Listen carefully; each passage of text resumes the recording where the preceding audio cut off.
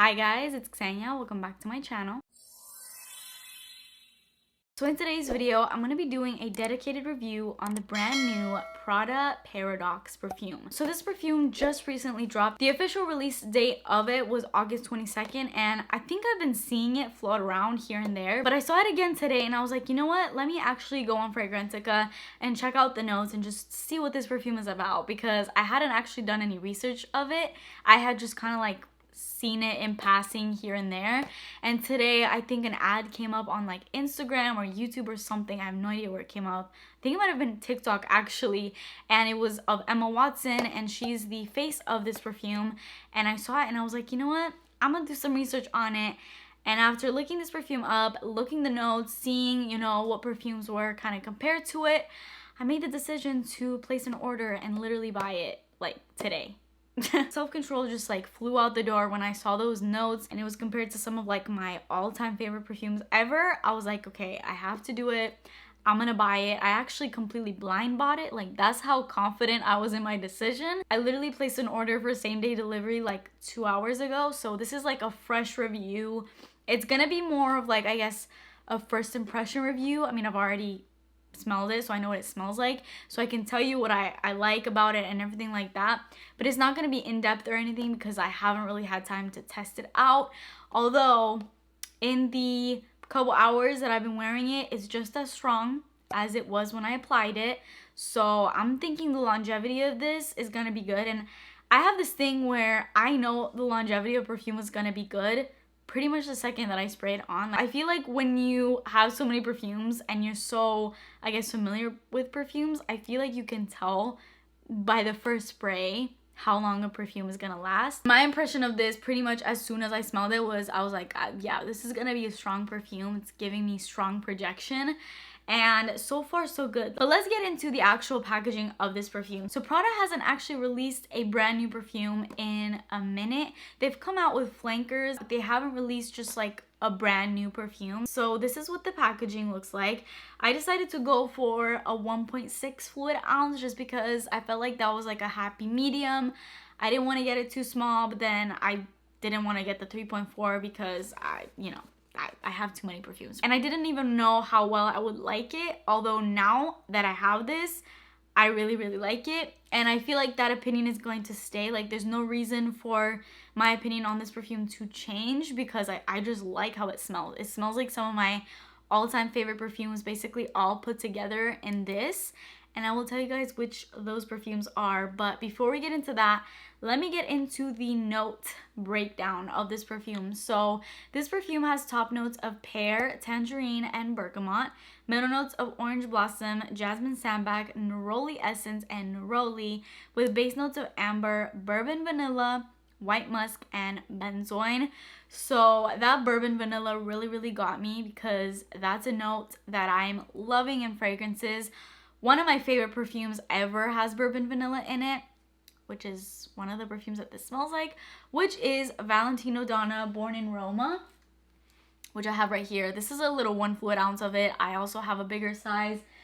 I love it. That's one of my like favorite perfumes of life. And that is very popular for that bourbon vanilla note that it has.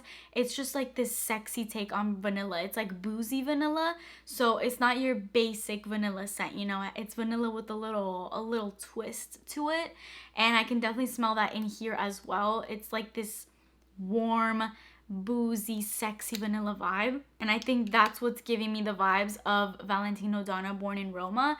But then this is also mixed with some other perfumes. So for me, this is like a top 3 mashup of some of my favorite perfumes, and those perfumes are Valentino Donna Born in Roma, Alien by Thierry Mugler, and Voce Viva by Valentino. I don't own Voce Viva. I smelled it many times and I really like the scent. I just have never bought it because it's a little too close to YSL Libre, so I guess it smells like Libre too. Voce Viva is a little too close to YSL Libre in my opinion for me to buy it. Like, it's like they're too similar for me to have 2 of them. But yeah, it's basically a big mashup of all those perfumes, and I love every single one of those perfumes. So Why wouldn't I love them put together? I love them put together. It smells so good. It's like that sweet, delicious bourbon vanilla scent that's in Born in Roma, but then it has that delicious, sexy jasmine, the same type of jasmine that is in Alien. And then because of that amber wrap up too, it's like that jasmine and amber combo that really mimic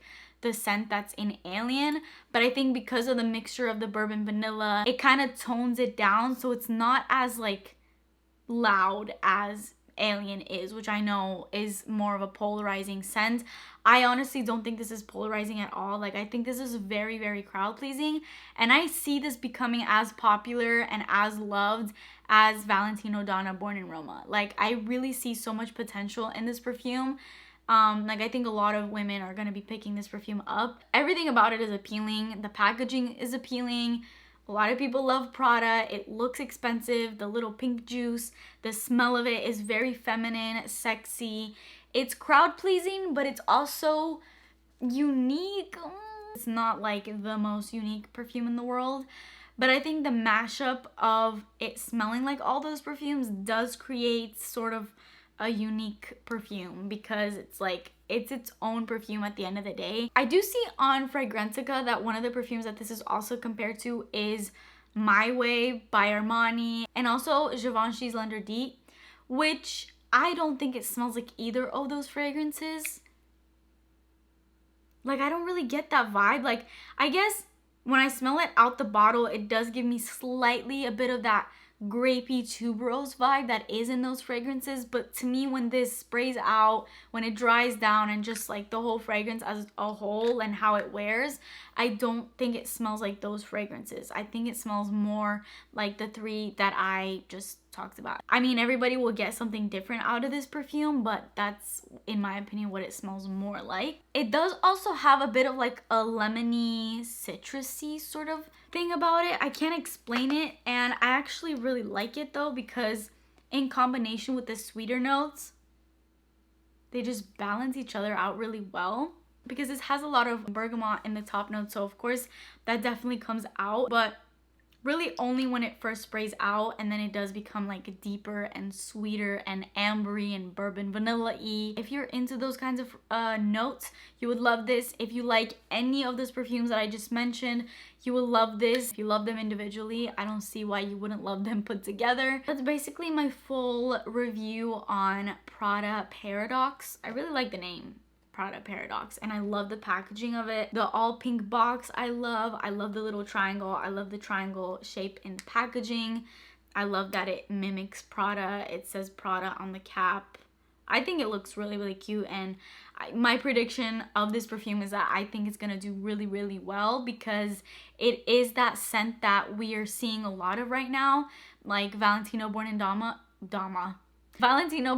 Roma, which a lot of people loved. I feel like that perfume became such a widely loved perfume, and a lot of women use it, and I think that Prada Paradox is going to become the new Valentino Donna Born in Roma. So yeah, I'm really, really liking this. I don't see why my opinion of this would ever change, because I just love how it smells, like point blank period. It's not one of those things where I'm like on the fence or anything about, like, I know I love it. So that's my review on Prada Paradox. I'm so excited. I'm excited to get this out as soon as possible. I know it's been out for not too long. It's been a little less than a month that it's been out. But today is when I kept seeing ads pop up of it, and it really piqued my curiosity. And as a perfume lover, I had to test it out and share with you guys what it smells like. So let me know if you guys have picked up Prada Paradox and what you think about it. Do you think it smells like any of those perfumes that I just talked about? Do you think it smells like a different perfume, or I don't know, do you hate it? Let me know in the comments. I would love to hear your opinion, but that is it for me today. Please subscribe to my channel if you haven't already, and I will see you guys in my next video. Bye!